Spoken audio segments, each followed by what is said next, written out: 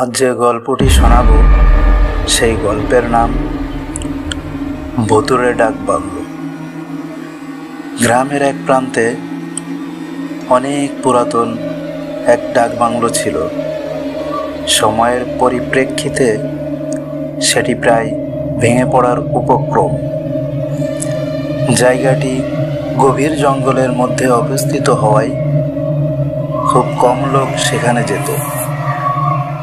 মানুষজন বিশ্বাস করত ডাকবাংলোটিতে অশুভ আত্মার বসবাস।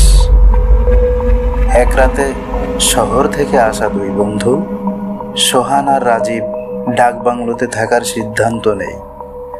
তারা ভূতের গল্পে বিশ্বাস করত না, তবে জায়গাটি সম্পর্কে শুনে তারা বেশ উত্তেজিত হলো।